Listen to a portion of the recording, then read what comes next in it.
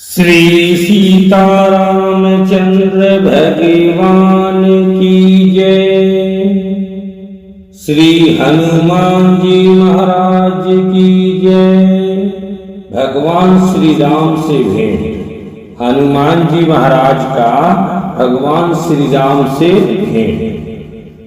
हनुमान जी सुग्रीव आदि वानरों के साथ ऋष्यमुख पर्वत की एक बहुत ऊंची चोटी पर बैठे हुए थे।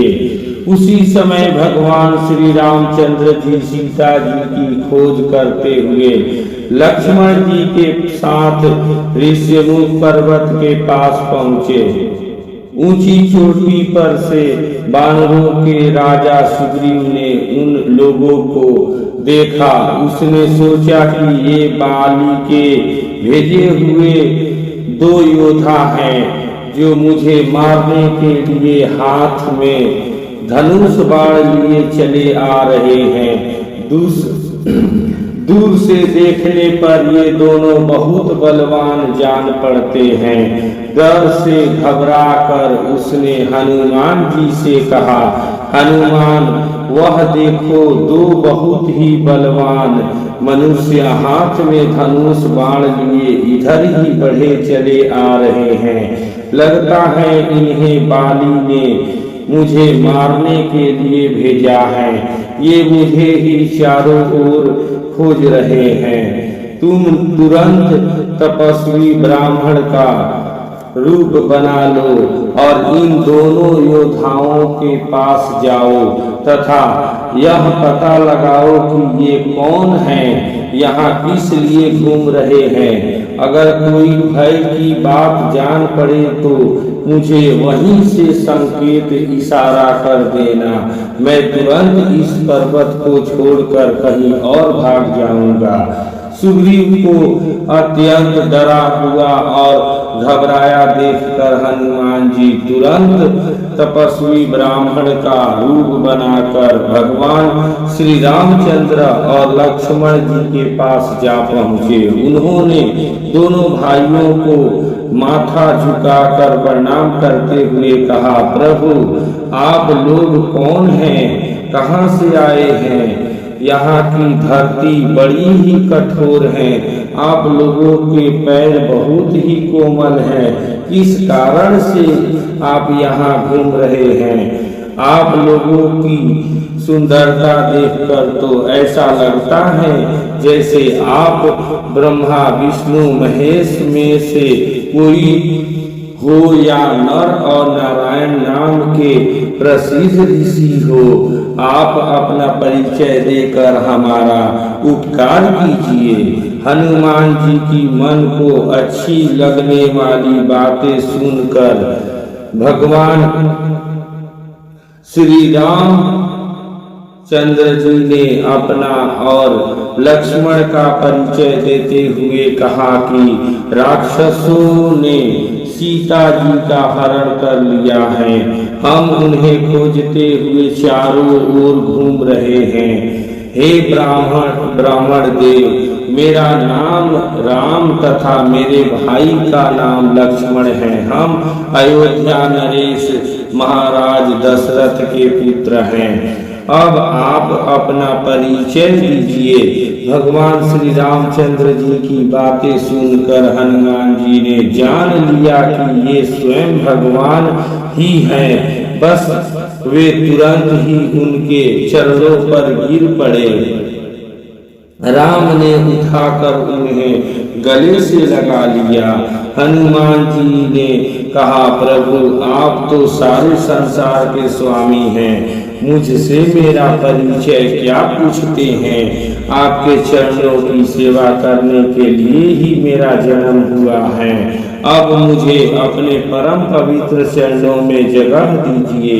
भगवान श्री राम ने प्रसन्न होकर उनके मस्तक पर अपना हाथ रख दिया।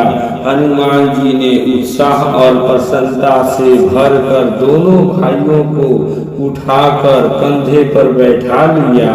सुग्रीव ने उनसे कहा था कि भय की कोई बात होगी तो मुझे वहीं से संकेत करना। हनुमान जी ने राम लक्ष्मण को कंधे पर बैठाया। यही सुग्रीव के लिए संकेत था कि इनसे कोई भय नहीं है। उन्हें कंधे पर बिठाए हुए ही वह सुग्रीव के पास आए। उनसे सुग्रीव का परिचय कराया। भगवान ने सुग्रीव के दुख और कष्ट की सारी बातें जानी, उसे अपना मित्र बनाया और दुष्ट बाली को मारकर उसे किष्किंधा का राजा बना दिया।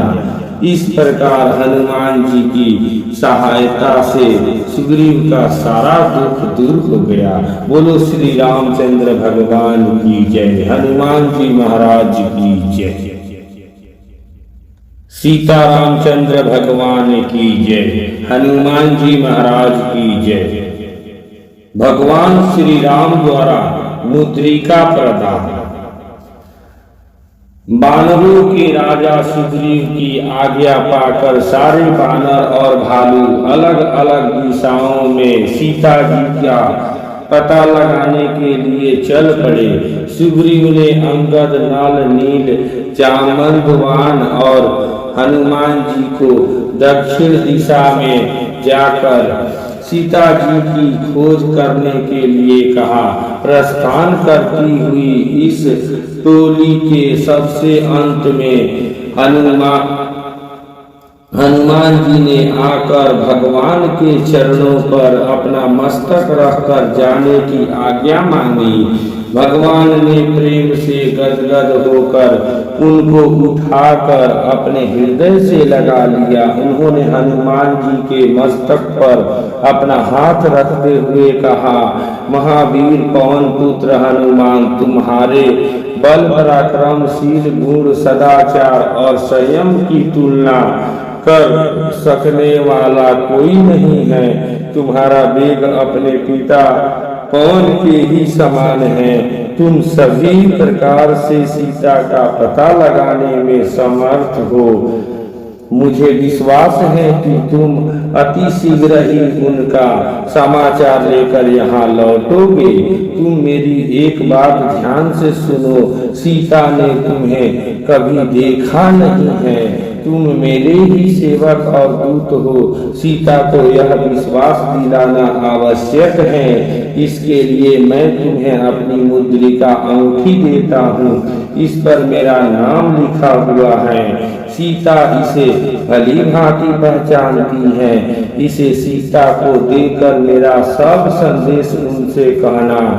तुम उनसे कहना कि मैं दिन रात उनका ही ध्यान किया करता हूँ। उनकी शुद्धि मिलते ही मैं बिना एक पलक का विलंब किए रावण को मारकर उन्हें अपने पास लाऊंगा। उनसे यह भी कहना कि मुझे इस बात का भी भली भांति पता है कि वह भी दिन रात मेरा ही ध्यान किया करती है, सदा मेरा नाम जपा करती है। उनका मन सदा मुझ में ही लगा रहता है। मेरे वियोग से उन्हें जो अपार कष्ट है उसे भी मैं भली भांति जानता हूँ, लेकिन उन्हें इन बातों से जरा भी घबराना नहीं चाहिए। अब उनके कष्ट का समय बीत चुका है। अब शीघ्र ही उन्हें मेरा दर्शन प्राप्त होगा।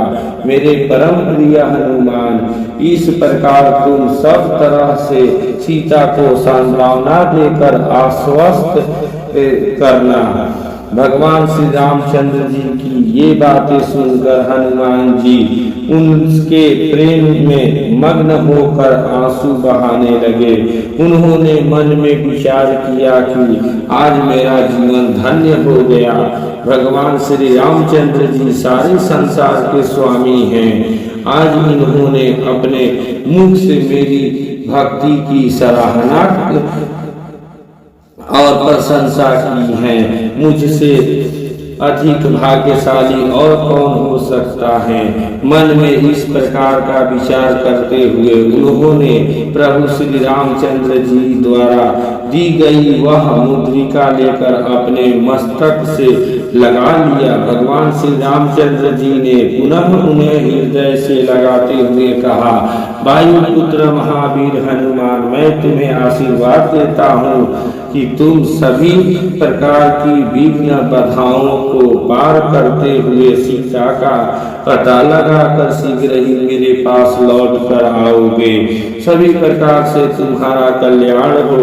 भगवान श्री रामचंद्र जी का आशीर्वाद पाकर हनुमान जी अंगद, नल, नील और जामवंतवान आदि को साथ लेकर माता सीता की खोज करने के लिए दक्षिण दिशा की ओर चल पड़े। श्री रामचंद्र भगवान की जय। हनुमान जी महाराज की जय। जय सिया राम। सीता रामचंद्र भगवान की जय। हनुमान जी महाराज की जय। समुद्रोल्लंघन की तैयारी। राक्षसों के राजा रावण की राजधानी चारों ओर समुद्र से घिरी हुई थी। वहां का दुर्ग किला भी बहुत विशाल और सुदृढ़ था। उसके चारों ओर बलवान राक्षसों का पहरा लगा रहता था। इस किले के चतुर्दिक गहरी खाई अभेद कवच की तरह इसकी सुरक्षा करती थी, जिसे पार करना अत्यंत दुष्कर था। इसी किले के भीतर एक वाटिका बगीचा थी, जिसे अशोक वाटिका कहते थे। रावण ने माता सीता जी का हरण करके उन्हें इसी वाटिका में बंदित कैदी बना रखा था। उनके आसपास चारों ओर भयानक राक्षसियों को पहरे पर बिठा रखा था। ऐसी स्थिति में किसी का भी सीता जी के पास पहुंच सकना एकदम असंभव जैसा था। सबसे बड़ी समस्या समुद्र को पार करने की थी। इसकी चौड़ाई 100 योजन थी। बिना इसको पार किए किसी के लिए भी लंका पहुंचना असंभव था। सब लोग इस समस्या को लेकर बहुत ही चिंतित थे।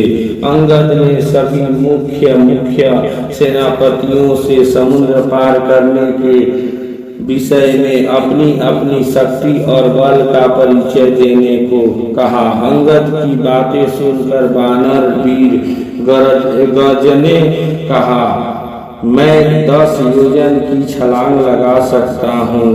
गवाक्ष ने 20 योजन तक जाने की बात कही।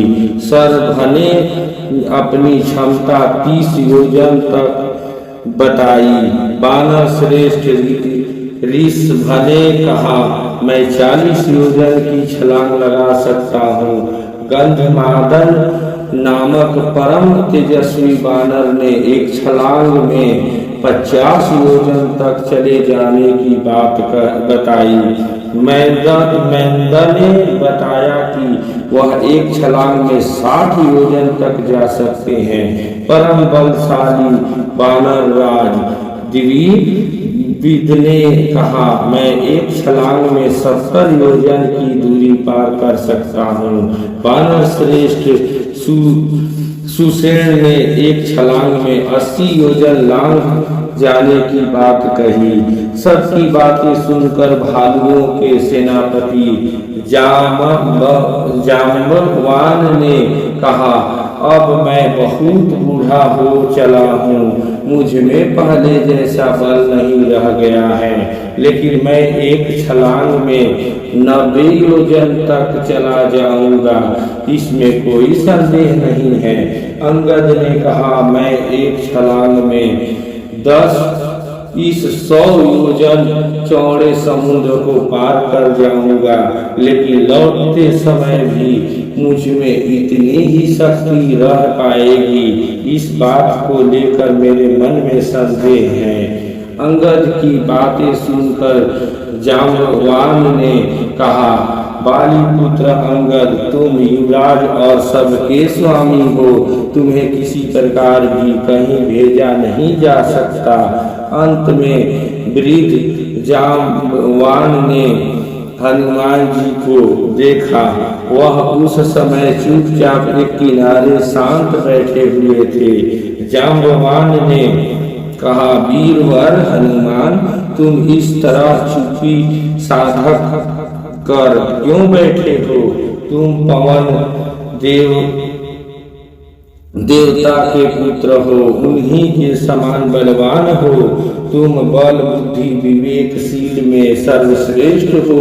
तुम्हारी समता करने वाला तीनों लोकों में कोई दूसरा नहीं है। बालपन में ही तुमने ऐसे ऐसे अद्भुत कार्य किए हो जो दूसरों के लिए असंभव है। लंका जाकर भगवान श्री रामचंद्र जी का संदेश माता सीता जी तक पहुंचाने के लिए मैं तुमसे अधिक योग्य किसी को नहीं समझता हूँ। इस 100 योजन चौड़े समुद्र को लांघ जाना तुम्हारे लिए कौन सी बड़ी बात है? तुम्हारा तो जन्म ही भगवान श्री रामचंद्र जी का कार्य पूरा करने के लिए हुआ है। श्री रामचंद्र भगवान की जय। हनुमान जी महाराज की जय। जय श्री राम। समुद्र लंघन।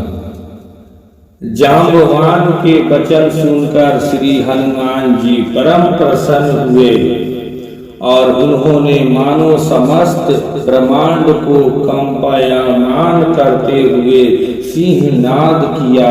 वे वानरों को संबोधित कर कहने लगे, वानरों, मैं समुद्र को लांघ कर लंका को भस्म कर डालूंगा और रावण को उसके कुल सहित मारकर जानकी जी को ले आऊंगा।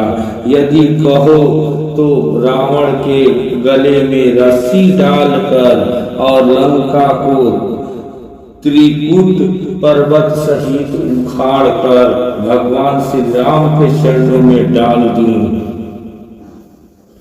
हनुमान जी के वचन सुनकर जाम्बवान ने कहा कि हे वीरों में श्रेष्ठ पवन पुत्र हनुमान, तुम्हारा शुभ हो।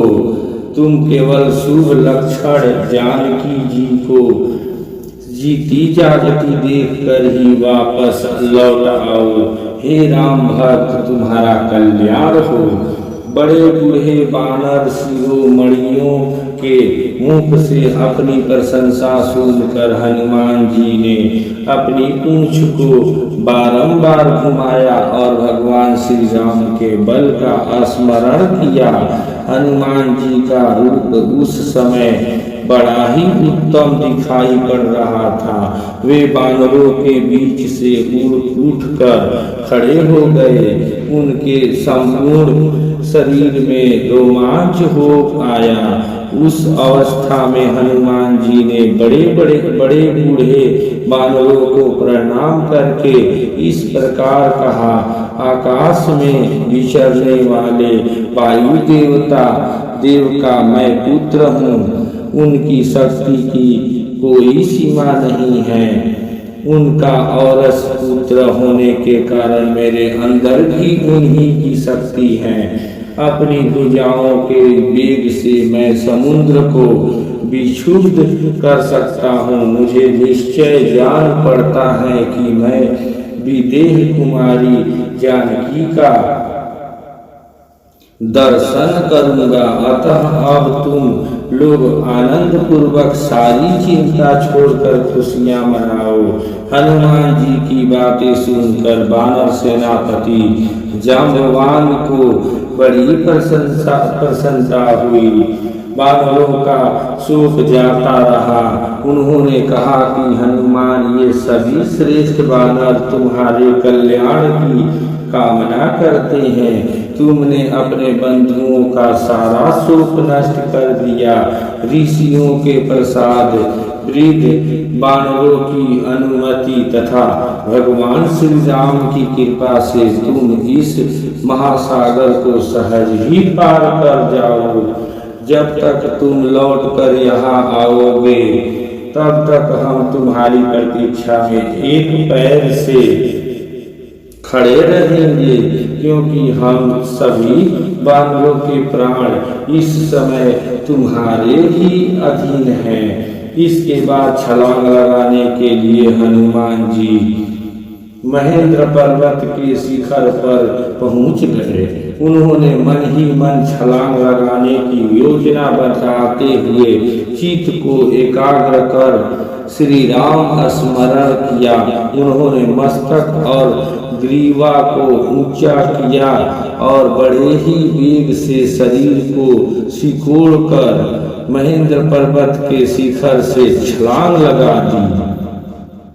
कपिवर हनुमान जी के चरणों से दबकर वह पर्वत कांप उठा और 2 घड़ी तक लगातार डगमगाता रहा।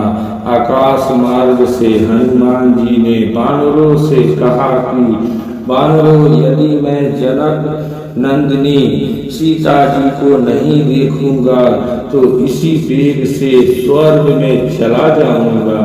यदि मुझे स्वर्ग में भी माँ सीता के दर्शन नहीं हुए तो राक्षस राज रावण को भी बांध लाऊंगा। ऐसा कहकर हनुमान जी विघ्न बाधाओं का बिना कोई विचार किए बड़े ही वेग से दक्षिण दिशा में आगे बढ़े।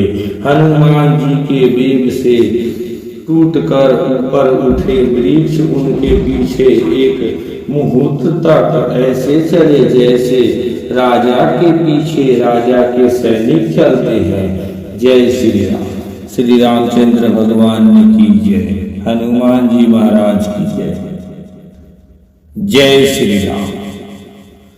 सुरसा के मुंह में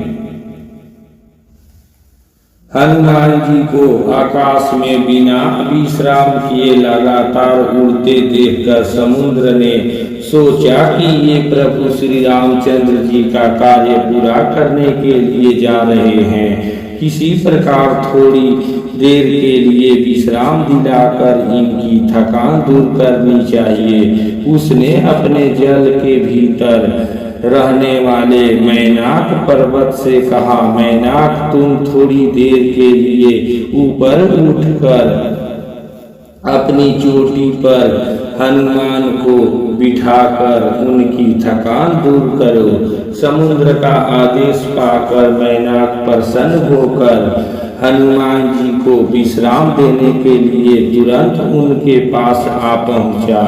उसने उनसे अपनी सुंदर चोटी पर विश्राम के लिए निवेदन किया। उसकी बातें सुनकर हनुमान जी ने कहा, मैनाक, तुम्हारा कहना ठीक है, लेकिन भगवान श्री रामचंद्र जी का कार्य पूरा किए बिना मेरे लिए विश्राम करने का कोई प्रश्न ही नहीं उठता। ऐसा कहकर उन्होंने मैनाक को हाथ से छूकर प्रणाम किया और आगे चल दिए। हनुमान जी को लंका की ओर प्रस्थान करते देखकर देवताओं ने सोचा कि ये रावण जैसे बलवान राक्षस की नगरी में जा रहे हैं, इनके बल बुद्धि की विशेष परीक्षा कर लेना इस समय आवश्यक है। यह सोचकर उन्होंने नागों की माता सुरसा से कहा, देवी सुरसा, तुम हनुमान के बल बुद्धि की परीक्षा लो। देवताओं की बात सुनकर सुरसा तुरंत एक राक्षसी का रूप धारण कर हनुमान जी के सामने जा पहुंची। उसने उनका मार्ग रोकते हुए कहा, वानर वीर, देवताओं ने आज मुझे तुमको अपनी आहार बनाने के लिए भेजा है। उसकी बातें सुनकर हनुमान जी ने कहा, माता, इस समय मैं प्रभु श्री रामचंद्र जी के कार्य से जा रहा हूँ। उनका कार्य पूरा करके मुझे लौट आने दो, उसके बाद मैं स्वयं ही आकर तुम्हारे मुंह में प्रविष्ट हो जाऊंगा। इस समय तुम मुझे मत रोको, यह तुमसे मेरी प्रार्थना है। इस प्रकार हनुमान जी ने सुरसा से बहुत प्रार्थना की, लेकिन वह किसी प्रकार भी उन्हें जाने न दी। अंत में हनुमान जी ने क्रुद्ध होकर कहा, अच्छा तो लो, तुम मुझे अपना आहार बनाओ। उनके ऐसा कहते ही सुरसा अपनी मुंह 16 योजन तक फैलाकर उनकी ओर बढ़ी। हनुमान जी ने तुरंत अपना आकार उसका दूना अर्थात 32 योजन का बढ़ा दिया। इस प्रकार जैसे जैसे वह अपने मुख का आकार बढ़ाती गई, हनुमान जी अपने शरीर का आकार उसका दूना करते गए। अंत में उसने अपना मुंह फैलाकर 100 योजन तक चौड़ा कर लिया। तब हनुमान जी तुरंत अत्यंत छोटा रूप धारण करके उसके उस 100 योजन चौड़े मुंह में घुसकर तुरंत बाहर निकल आए। उन्होंने आकाश में खड़े होकर सुरसा से कहा, माता, देवताओं ने तुम्हें जिस कार्य के लिए भेजा था वह पूरा हो गया है। अब मैं भगवान श्री रामचंद्र जी के कार्य के लिए अपनी यात्रा पुनः आगे बढ़ाता हूँ। सुरसा ने तब उनके सामने अपने असली रूप में प्रकट होकर कहा, महावीर हनुमान, देवताओं ने मुझे तुम्हारे बल बुद्धि की परीक्षा लेने के लिए यहाँ भेजा था। तुम्हारे बल बुद्धि की समानता करने वाला तीनों लोकों में कोई नहीं है। तुम शीघ्र ही भगवान श्री रामचंद्र जी के सारे कार्य पूर्ण करोगे, इसमें कोई संदेह नहीं है, ऐसा मेरा आशीर्वाद है। भगवान श्री रामचंद्र भगवान ने की जय। जय श्री राम। हनुमान जी महाराज की जय। हनुमान जी महाराज की जय। श्री रामचंद्र भगवान की जय। लंका में प्रवेश और लंकिनी पर प्रहार। 100 योजन चौड़े विशाल समुद्र को पार कर हनुमान जी आकाश में उड़ते हुए शीघ्र ही लंका नगरी के पास जा पहुँचे। वहाँ का दृश्य बड़ा ही सुहावना था। चारों ओर तरह तरह के सुंदर वृक्ष लगे हुए थे, सुंदर सुंदर फूल खिले हुए थे, भांति भांति के पक्षी आनंद में चहक रहे थे। शीतल मंद सुगंधित बयार बह रही थी। बड़ा ही मनमोहक दृश्य था, लेकिन श्री हनुमान जी का मन इस समय प्राकृतिक छटा में बिना डूबे लंका में प्रवेश की योजना बनाने में संलग्न था।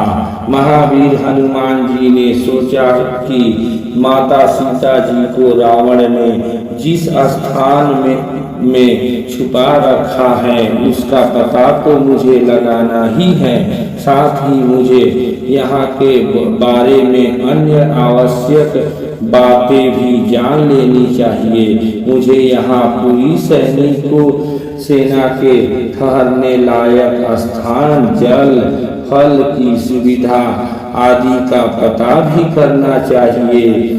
रावण का दुर्ग किला दूर से ही देखने पर अत्यंत दुर्गम मालूम पड़ता है, अतः युद्ध के विचार से इसकी एक एक बात का पता लगा लेना ही आवश्यक है, किंतु अपने असली रूप में और वह भी दिन के उजाले में इस नगरिया में प्रवेश करना तो बहुत बड़ी भूल होगी। अतएव रात्रि में सबके सो जाने पर सूक्ष्म वेश धारण करके ही मेरा इस नगरी में प्रवेश करना उचित होगा। रात हो जाने पर मच्छर के समान अत्यंत छोटा रूप बनाकर तथा मन ही मन प्रभु श्री रामचंद्र जी का स्मरण करते हुए हनुमान जी ने लंका में प्रवेश किया। चारों ओर भयानक और विकराल राक्षसियों का पहरा था। वह नगरी बहुत अच्छी तरह से बसाई गई थी। सड़कें चौराहे सब बहुत ही सुंदर थे। सबके उसके चारों ओर समुद्र था। पूरी नगरी सोने की बनी हुई थी। स्थान स्थान पर सुंदर बगीचे और जलाशय बने हुए थे। हनुमान जी अत्यंत सावधानी के साथ आगे बढ़ ही रहे थे कि लंका की रक्षा करने वाली लंकिनी राक्षसी ने उन्हें पहचान लिया। उसने आगे बढ़कर हनुमान जी को डराते हुए कहा, अरे तू कौन है जो चोर की तरह छिप कर लंका में प्रवेश कर रहा है? क्या तुझे यह पता नहीं है कि लंका में घुसने वाले चोर ही मेरे आहार हैं? इससे पहले कि मैं तुझे खा जाऊं, तू अपना सारा रहस्य बता दे कि यहाँ क्यों आया है। हनुमान जी ने सोचा कि यदि मैं इससे किसी प्रकार का विवाद करता हूँ तो शोर सुनकर बहुत से राक्षस यहाँ इकट्ठे हो जाएंगे, अतः मुझे इसे बेहोश करके आगे बढ़ जाना चाहिए। यह सोचकर उन्होंने बाएं हाथ की मुट्ठी से उस पर प्रहार किया। उस प्रहार से वह मुंह से खून फेंकती हुई बेहोश होकर पृथ्वी पर गिर पड़ी, किंतु शीघ्र ही वह पुनः उठकर खड़ी हो गई। उसने कहा, बानर वीर, अब मैंने तुम्हें पहचान लिया है। तुम भगवान श्री रामचंद्र जी के दूत हनुमान हो। मुझसे बहुत पहले ब्रह्मा जी ने कहा था, त्रेता युग में हनुमान नामक एक बानर लंका में सीता जी की खोज करता हुआ आएगा। तुम उसकी मार से बेहोश हो जाएगी। जब ऐसा हो तब समझना कि शीघ्र ही सारे राक्षसों के साथ रावण का संहार होने वाला है। वीर रामदूत हनुमान, अब तुम निर्भय होकर लंका में प्रवेश करो। मेरा परम सौभाग्य है कि ब्रह्मा जी की कृपा से मुझे परम पवित्र श्री रामदूत के दर्शन हुए। इसके बाद हनुमान जी सीता जी की खोज करते हुए आगे की ओर बढ़ चले। श्री रामचंद्र भगवान की जय। हनुमान जी महाराज की जय। पवन पुत्र हनुमान की जय। श्री बालाजी सरकार की जय। जय सिया राम।